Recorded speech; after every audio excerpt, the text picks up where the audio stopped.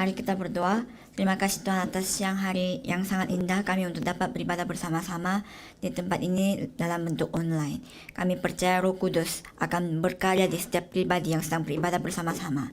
Kami mau supaya dari awal sampai akhir ibadah ini Roh Kudus yang menjamah. Dan kami mau supaya firman yang kami dengar, itu kami dengar sebagai suara dari Tuhan.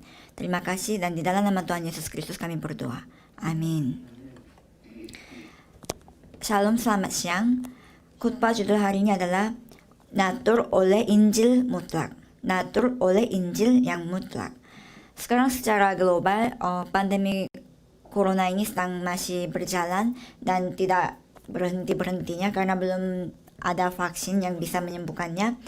Dan di Korea, saya juga percaya mungkin di seluruh dunia secara global semuanya sedang pakai masker untuk keluar dan melakukan aktivitas di luar. Tetapi bukan hanya memakai masker di luar saja, tetapi juga kita harus menjaga jarak secara sosial, di mana kehidupan kita sekarang kebanyakan menghabiskan waktu dan melewatkan waktu semuanya di rumah saja. Tetapi karena orang-orang hanya di rumah saja, belakang ini timbul masalah yang baru. Dan itu adalah karena hampir semua keluarga, seisi keluarga menghabiskan waktu mereka di rumah. Dan sebelumnya mereka kan memiliki aktivitas mereka masing-masing, pekerjaan mereka masing-masing. Jadi jarang mereka di rumah bersama-sama secara keluarga. Tapi karena sekarang waktu berlalu dan banyak sekali rumah tangga yang tinggal bersama-sama dan menghabiskan waktu bersama-sama, awalnya mereka senang. Tapi lama-kelamaan ini menjadi masalah.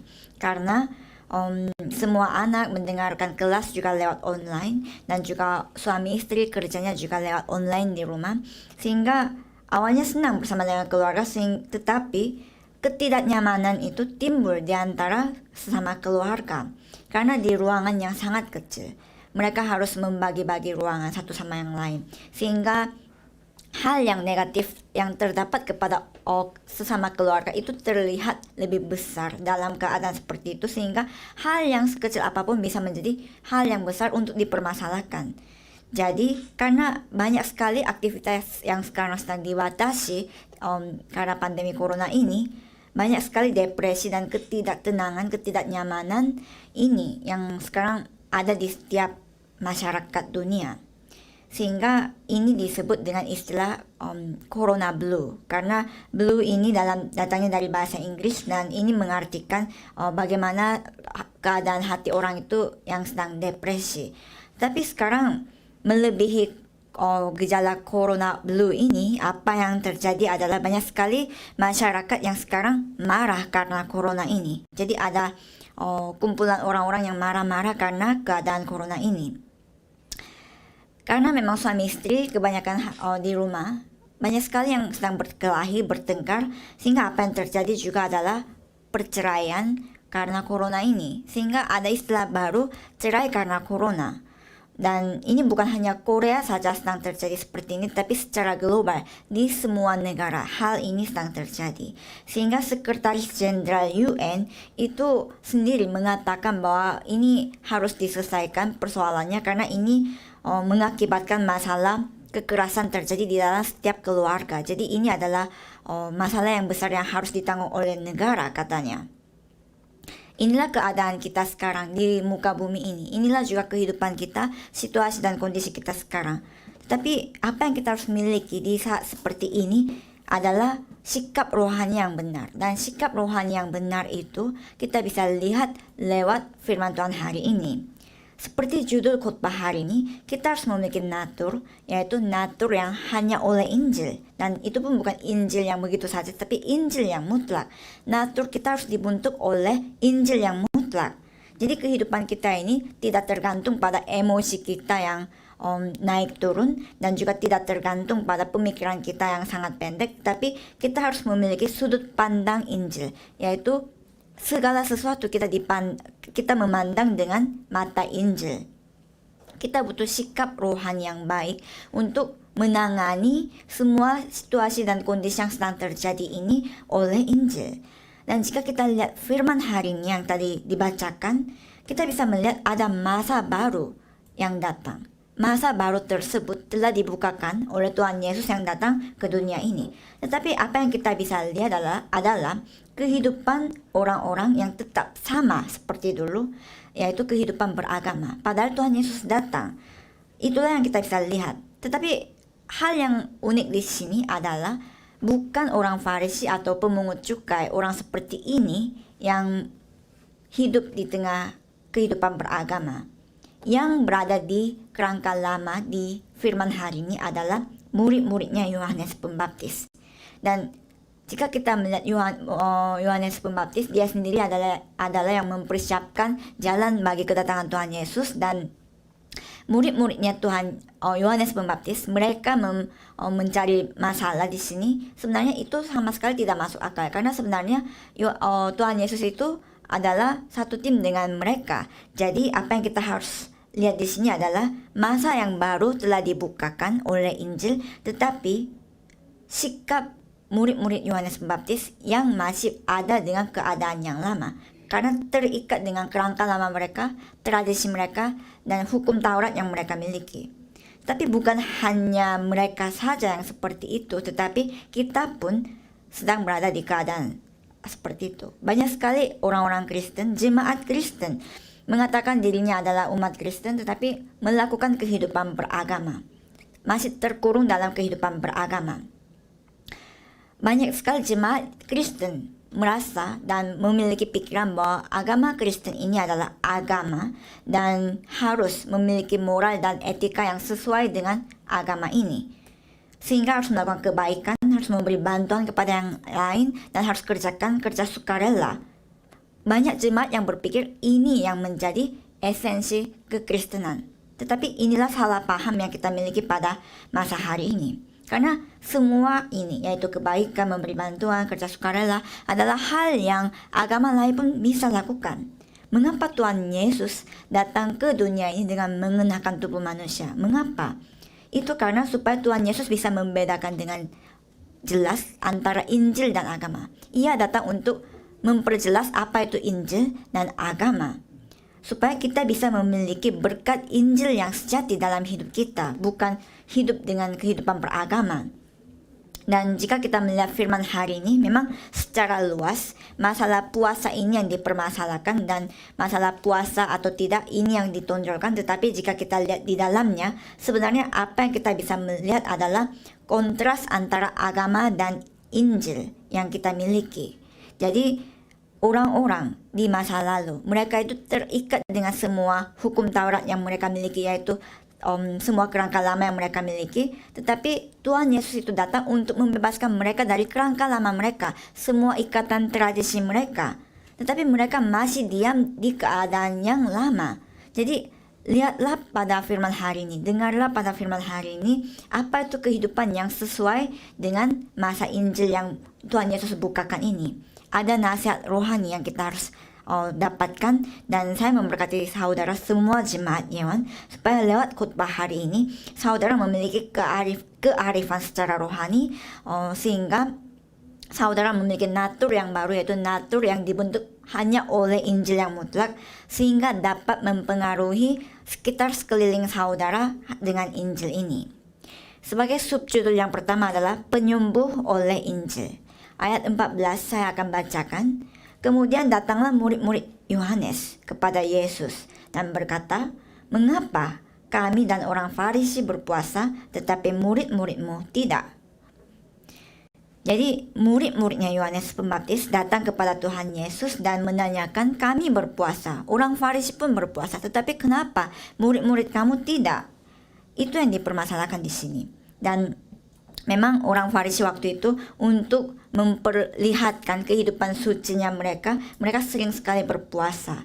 Dan memang waktu itu pilar mereka atas kekudusan bagi orang Yahudi ada tiga pilar, itu adalah berdoa, memberi sumbangan atau amal, dan berpuasa. Jadi dengan sikap mereka, dengan tindakan mereka berdoa dan memberi sumbangan dan berpuasa, itu menunjukkan mereka sedang menghidupi kehidupan yang suci pada saat itu. Sehingga orang Farisi ini biasanya berpuasa pada hari Senin dan hari Kamis. Tetapi sebenarnya faktanya adalah hal yang sangat lucu sebenarnya, karena memang mereka berpuasa setelah matahari terbit dan mereka berpuasa sampai matahari terbenam. Tetapi setelah matahari itu terbenam, masalahnya adalah hal yang lucu di sini adalah mereka makan lebih banyak lagi daripada hari-hari biasanya. Jadi ada rupa mereka secara luar yang mereka anggap itu suci, tetapi sebenarnya isinya itu sama sekali berlawanan. Dan itulah kehidupan agama yang mereka lakukan. Ada bentuk kesalehan, tetapi sama sekali isinya itu bukan hal yang saleh, di mana itu hanya adalah bentuk agama. Dan secara rohani pun kita harus bisa mengerti dengan jelas, dan juga kita harus bisa membedakan dengan jelas apa itu yang benar secara rohani. Dan jika kita melihat firman hari ini, memang orang Farisi, mereka adalah orang-orang yang penekanannya ada pada hukum Taurat.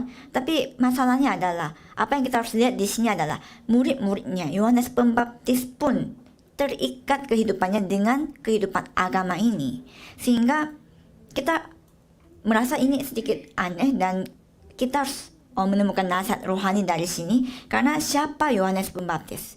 Saudara pasti sering dengar Yohanes Pembaptis. Yohanes Pembaptis adalah orang yang diutus oleh Tuhan Allah lebih awal daripada Tuhan Yesus. Untuk apa? Untuk mempersiapkan kehidupan Tuhan Yesus di muka bumi ini, untuk mempersiapkan jalan Tuhan Yesus. Yohanes Pembaptis tahu ini dengan sangat jelas dan tepat daripada siapapun juga, dan Yohanes Pembaptis telah bertanggung jawab atas amanatnya ia dengan sangat baik. Memang pada saat itu Yohanes Pembaptis itu sebenarnya lebih terkenal daripada Tuhan Yesus, karena Yohanes Pembaptis datang lebih dulu dan dia memang dihormati banyak orang. Tetapi Yohanes Pembaptis sendiri mengatakan apa? Dia mengatakan bahwa dia tidak layak untuk melepaskan kasut Tuhan Yesus. Dia memang menerima Yesus sebagai Mesias waktu itu, dan dia juga mengakui bahwa ia yang harus semakin besar, tetapi aku harus makin kecil. Yohanes Pembaptis sangat tahu dengan jelas siapa dirinya dan siapa Tuhan Yesus. Tapi kalau ini adalah faktanya, sebaiknya seharusnya murid-murid Yohanes Pembaptis juga mengikuti ajaran gurunya. Tetapi apa yang mereka alami adalah malah mempermasalahkan tentang hal yang terjadi pada saat itu. Murid-murid Yohanes Pembaptis sebaiknya seharusnya menerima Tuhan Yesus juga, dan harus mengalami pembaharuan secara rohani karena mereka mengikuti firman. Tetapi mereka masih terikat dengan tradisi mereka yang sudah lama dan juga posisi mereka yang ada pada saat itu, sehingga tidak dapat menerima Tuhan Yesus. Dan itu yang menyebabkan walaupun masa baru, yaitu masa Injil telah dibukakan, tetapi mereka masih diam di kehidupan agama mereka yang masih terikat dengan tradisi dan juga hukum Taurat, dan tidak tahu apa itu penyelamatan jiwa yang Tuhan Yesus maksud, dan tidak tahu apa strategi setan, sehingga tidak bisa membedakan yang mana yang benar dan yang mana yang salah, dan masih diam di dalam ikatan kehidupan agama. Sehingga apa yang murid-murid Tuhan Yesus murid-murid Yohanes katakan, apa yang murid-murid Yohanes Pembaptis katakan itu sama sekali tidak sesuai dengan apa yang Tuhan Yesus maksud. Tetapi Tuhan Yesus memberikan jawaban kepada murid-murid Yohanes Pembaptis ini dengan perumpamaan pesta di pernikahan. Ayat 15 saya akan bacakan. Jawab Yesus kepada mereka, dapatkah sahabat-sahabat mempelai laki-laki berduka cita selama mempelai itu bersama mereka? Tetapi waktunya akan datang mempelai itu diambil dari mereka, dan pada saat itu mereka akan berpuasa. Jadi Tuhan Yesus bukannya mengatakan berpuasa itu salah atau benar, tetapi Tuhan Yesus menjelaskan bahwa ada saatnya untuk berpuasa dan ada saatnya tidak.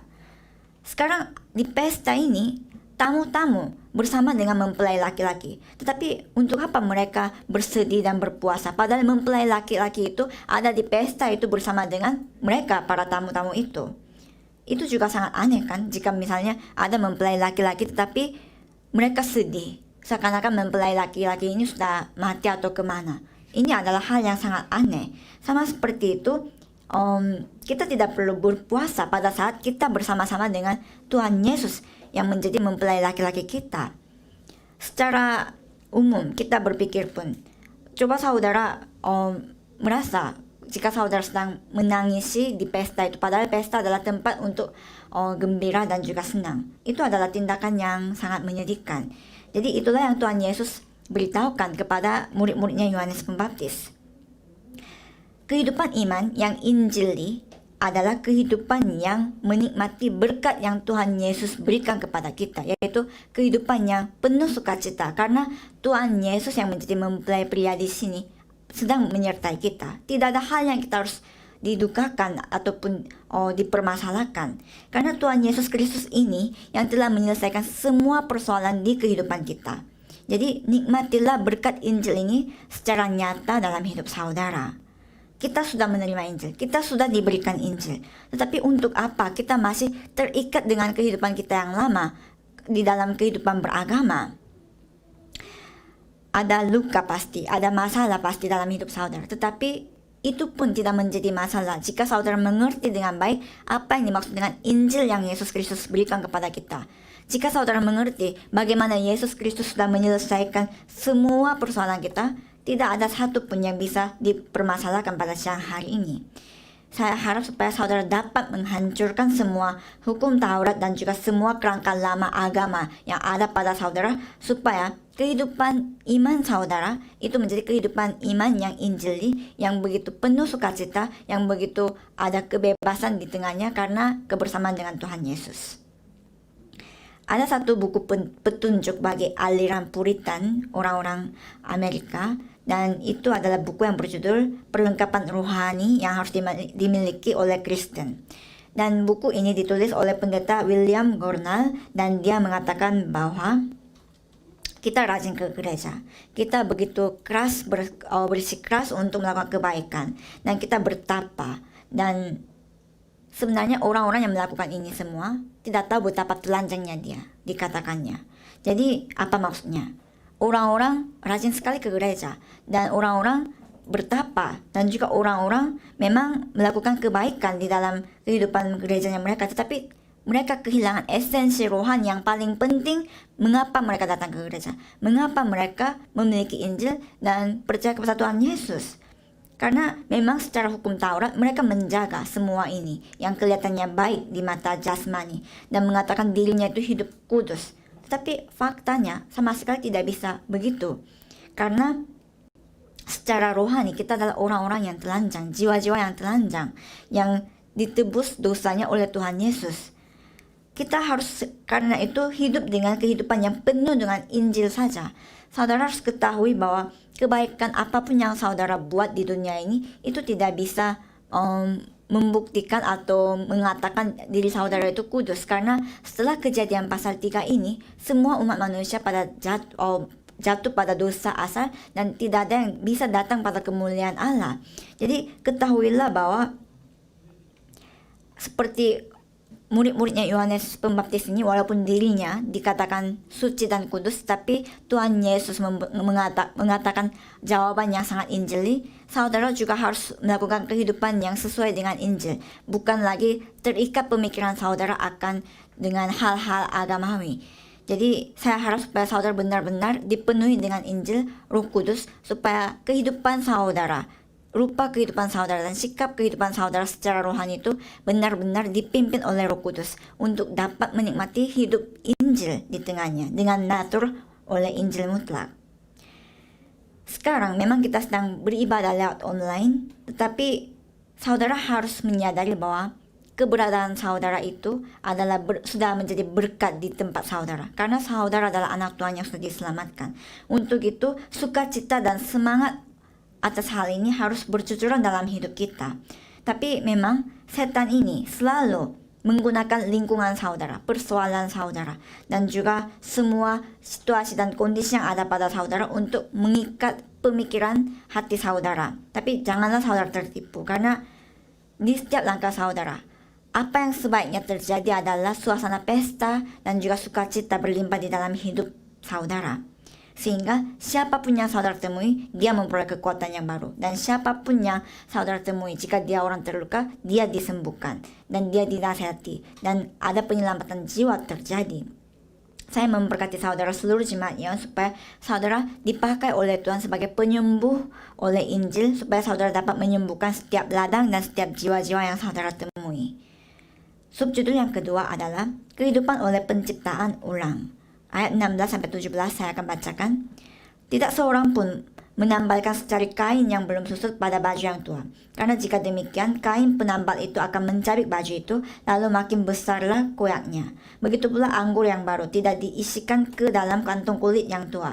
Karena jika demikian, kantung itu akan koyak, sehingga anggur itu terbuang dan kantung itu pun hancur. Tetapi anggur yang baru disimpan orang dalam kantung yang baru pula, dan dengan demikian terpeliharalah kedua-duanya. Amin.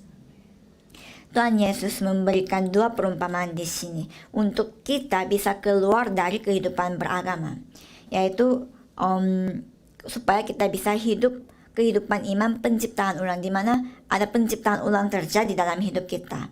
Dan perumpamaan yang pertama adalah kain yang belum susut. Perumpamaan tentang kain yang belum susut.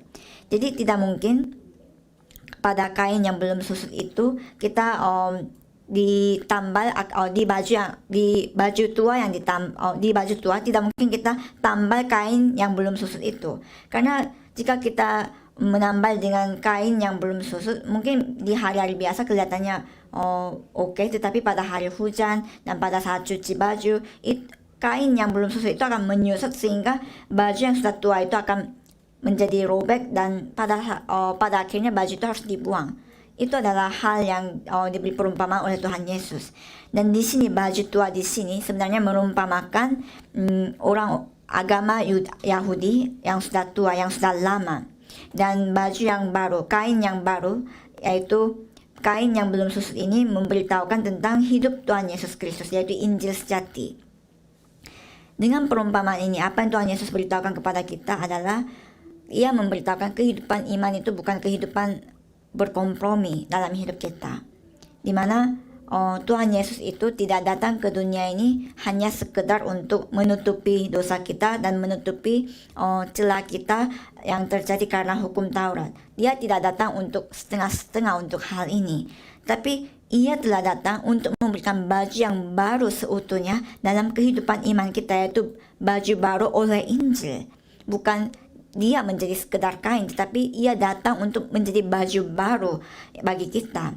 Efesus pasal 4 ayat 22-24 kita bisa melihatnya bagaimana, yaitu bahwa kamu berhubung dengan kehidupan kamu yang dahulu harus menanggalkan manusia lama yang memenuhi kebinasaannya oleh nafsunya yang menyesatkan, supaya kamu dibaharui di dalam roh dan pikiranmu dan mengenakan manusia baru yang telah diciptakan menurut kehendak Allah di dalam kebenaran dan kekudusan yang sesungguhnya. Amin. Jadi saudara, setelah bertemu dengan Tuhan Yesus ini, saudara bukan hidup setengah-setengah berkompromi dengan hal-hal yang terjadi di sekitar saudara, tapi harus memiliki kehidupan yang mengalami penciptaan ulang, memiliki kehidupan yang baru karena penciptaan ulang terjadi dalam hidup kita. Dan sebagai perumpamaan yang kedua, Ia memberi perumpamaan dengan anggur baru, yaitu anggur baru itu belum difermentasikan. Jadi belum selesai fermentasi anggur, sehingga kita tidak boleh menaruh anggur baru ini di kulit di kantong kulit yang baru. Tidak boleh ditaruh di kantong kulit yang lama. Dimana di kantong kulit yang lama, jika kita taruh anggur baru, dengan anggur baru itu difermentasikan akan pecah nantinya karena tidak ada elastis dalam kantong tersebut. Karena itu di kantong kain yang baru kita harus menaruh anggur yang baru supaya bisa dipertahankan, bisa dijaga anggur baru ini. Dan di sini kantong kain yang lama ini mengartikan natur hukum Taurat yang memang kita tidak bisa tanggung, karena tidak ada yang bisa menjaga hukum Taurat sepenuhnya, karena tidak memiliki kapasitas untuk mengisi semuanya, sehingga nantinya kalau bilang apa-apa sedikit saja akan pecah semuanya di dalam dirinya. Artinya di dalam satu komunitas, jika ada satu orang hukum yang bersifat legalisme, dia itu akan menilai semuanya, akan memandang semuanya dengan penilaian dengan hukum Taurat yang ia miliki, sehingga komunitas itu, kesatuan itu yang ada pada komunitas itu akan menjadi kacau balau. Karena itu Tuhan Yesus mengatakan anggur baru itu di kantung kain, kantung kulit yang baru. Yaitu kita harus memiliki kehidupan Injil yang baru, kehidupan iman yang baru oleh natur Injil. Kita harus memiliki kehidupan beriman oleh natur Injil. Selama ini kita memiliki nilai hidup kita memiliki sudut pandang kehidupan kita. Tapi semua sudut pandang nilai dan juga sudut pandang kehidupan ini kita harus ganti semuanya itu. Jika itu tidak pantas, tidak layak bagi firman Tuhan, kita harus bisa membuangnya di tempat itu juga dan menerima akan kehidupan yang baru yang Tuhan Yesus sudah beri. Siapa yang hidup seperti ini? Siapa yang kita bisa lihat sebagai contoh yang baik dalam hal ini? Dia adalah Rasul Paulus. Rasul Paulus di Filipi pasal 3 ayat 7 sampai 8 mengakui bahwa tetapi apa yang dahulu merupakan keuntungan bagiku sekarang kuanggap rugi karena Kristus. Malahan segala sesuatu kuanggap rugi karena pengenalan akan Kristus Yesus Tuanku lebih mulia daripada semuanya. Oleh karena dialah aku telah melepaskan semuanya itu dan menganggapnya sampah supaya aku memperoleh Kristus. Amin. Jadi Rasul Paulus ini dia keluar dari sudut pandang hukum Taurat sehingga dia menghidupi kehidupan yang diciptakan ulang, yaitu kehidupan yang hanya oleh Injil. Tuhan Yesus Kristus ini memberi pahala bagi kita, pahala baru dalam hidup kita sehingga kita bisa menantang untuk menuju pada tujuan tersebut. Ada satu perumpamaan, satu cerita yang memang adalah cerita nyata di Korea, dan ini adalah bagaimana ada satu orang, dia adalah seorang diaken dan dia adalah pemilik rumah. Dan memang di Korea sekarang sangat susah untuk cari rumah yang biayanya oke, dimana artinya semua rumah-rumah di Korea, apartemen Korea semuanya mahal sekali dan harganya sangat tinggi. Dan waktu itu dia memiliki satu rumah apartemen dan ada orang yang tidak percaya dia mau pindah ke rumah yang baru itu, ke rumahnya diaken itu, tetapi diaken ini memberikan harga rumah ini harga yang lebih murah daripada harga pasar. Dan ada satu syarat, tetapi mengapa rumah ini diberikan murah, dan syaratnya ternyata adalah supaya keluarga yang baru yang mau pindah ke rumahnya diaken ini harus semuanya percaya kepada Tuhan Yesus dan datang ke gereja. Dan mereka melakukannya karena pemilik rumah yaitu diaken ini memberikan harga yang murah. Dan 2 tahun kemudian orang-orang yang tinggal di rumahnya diaken ini mau kontrak ulang, tetapi diaken ini tidak menaikkan harga rumah tersebut, tetapi dia memberikan syarat yang baru, yaitu supaya keluarga yang tinggal di rumahnya itu dapat menginjili keluarga yang baru lagi. Itulah yang diaken lakukan sebagai umat Kristen kepada orang yang tidak percaya. Karena hatinya ia adalah supaya bagaimanapun caranya ada jiwa yang baru kembali pada Tuhan Allah untuk dapat hidup oleh Injil ini. Jadi saudara semuanya, saudara adalah orang-orang, jiwa-jiwa yang sudah menerima Injil, yang sudah memperoleh Injil ini. Ketahuilah bahwa saudara harus memandang semua sudut pandang dunia ini dengan mata Injil yang baru. Sudut pandang rohani saudara harus berbeda secara rohani. Bukan dengan fokus pada diri sendiri, fokus pada materi, keuangan, atau keberhasilan, tetapi fokus saudara itu harus tertuju pada Kristus, kerajaan Allah, dan Roh Kudus saja. Ini yang harus menjadi natur bagi kita. Untuk itu kita harus ukirkan Kristus setiap hari di pikiran kita, di hati kita, supaya ini bisa berakar dan menjadi natur kita. Dengan begitu baru kita bisa mempengaruhi kebaikan oleh Injil ini di dalam kehidupan kita sehari-hari. Tidak mungkin kita bisa mempengaruhi orang-orang di sekitar kita dengan apa yang terukir pada kita yang dari dulu sudah terukir. Artinya adalah hanya oleh Kristus, kerajaan Allah, dan Roh Kudus saja hati kita harus berakar, dan hanya dengan 3 hal ini saja kita harus mempengaruhi yang lain dalam hidup kita. Saya memberkati saudara di dalam nama Tuhan Yesus supaya saudara semuanya menjadi murid 24 jam yang hidup kehidupan yang sesuai dengan identitas baru saudara, yaitu jemaat Tuhan, yaitu anak Tuhan Allah, di mana kehidupan saudara mengalami penciptaan ulang di dalamnya sehingga saudara bisa menyisakan jejak rohani saudara dalam hidup saudara. Sebagai kesimpulannya adalah ada istilah yang seperti ini. Kondisi seseorang bersikap sekenanya tanpa ada tujuan jelas dan keinginan pasti. Ada kondisi yang seperti ini, yaitu kondisi yang sekenanya tanpa ada tujuan jelas dan keinginan pasti. Jadi dia hidup di dunia ini tapi tidak ada tujuan yang jelas dan tidak ada keinginan yang pasti, hidup begitu-begitu saja. Banyak sekali orang yang hidup seperti ini, hidup biasa saja, hidup normal saja, yaitu tidak ada tujuan yang jelas dan keinginan yang pasti, tapi hidup begitu saja. Tidak bisa hidup dengan identitas barunya, tidak bisa hidup berkehidupan dengan yang sesuai dengan identitas barunya. Jemaat Kristen banyak sekali yang hidup seperti ini, yaitu dia sudah menjadi anak Tuhan, sudah menjadi Kristen, tapi masih berada di kehidupan yang lama, masih memiliki tradisinya yang sudah lama, masih memiliki pemikiran yang lama yang ia tidak mau perbaiki. Dan sehingga apa yang terjadi adalah secara rohani, kehidupan rohaninya menjadi kehidupan yang tidak ada tujuan jelas dan tidak ada keinginan apapun. Jadi itu mengakibatkan kehidupan rohani kita bukannya maju, tetapi makin mundur setiap hari. Pada saat kita tidak jelas kehidupan rohani kita akan mengalami kemunduran. Dan belakangan ini, di firman khotbah dan juga jika kita mendengar firman dari pusat, kata mutlak seringkali digunakan. Dan memang kata mutlak ini adalah kata yang tidak bisa dikatakan pada manusia, karena kemutlakan itu hanya ada pada Tuhan. Saudara harus percaya akan kedaulatan Allah yang mutlak. Dunia ini memiliki segala sesuatu terjadi sesuai dengan kedaulatan Allah, tapi ini bukan kedaulatan Allah begitu saja, tapi adalah kedaulatan Allah yang mutlak. Dan ketahuilah bahwa segala sesuatu yang Tuhan berikan kepada saudara itu adalah hal yang mutlak.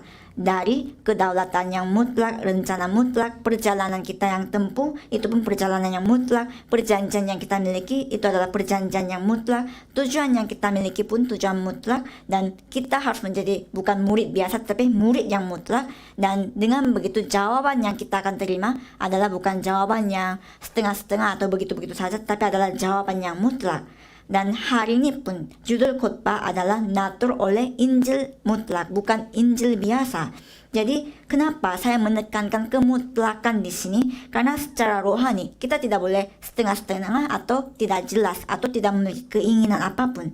Janganlah goyah iman saudara, tetapi ketahuilah bahwa kesimpulan saudara itu sudah selesai oleh Injil mutlak ini. Jadi harus ambil resolusi atas Injil mutlak ini dan hidup kehidupan yang baru, seperti anggur yang baru di kantung kulit yang baru.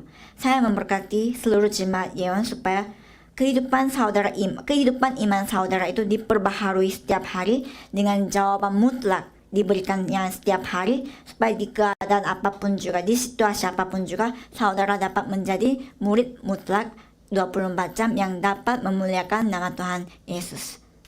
Saya akan berdoa. Terima kasih Tuhan karena Engkau memberikan firman bagi kami supaya kami dapat memiliki natur yang baru, dan itu adalah natur oleh Injil yang mutlak. Kami mau supaya firman yang kami dengar ini bukan kami dengar sebagai suara manusia, tetapi suara dari Tuhan Allah, supaya kami benar-benar merenungkannya, mendoakannya, supaya ada perubahan yang terjadi, sehingga jawaban penciptaan ulang itu terjadi dalam kehidupan kami. Kami mau membuang semua tradisi kami yang lama dan pemikiran kami yang lama. Untuk itu berikanlah kebijakan dan kearifan secara rohani bagi kami, supaya Roh Kudus yang bekerja dalam hidup kami, supaya bukan dengan kekuatan kami juga kami mau kami mengubah kehidupan kami, tapi Roh Kudus yang turut bekerja untuk mengubah kami, supaya kami dapat menjangkau jiwa-jiwa di sekitar kami dan dapat memuliakan nama Tuhan di dalam kehidupan kami. Kami ucapkan terima kasih, dan di dalam nama Tuhan Yesus Kristus kami berdoa.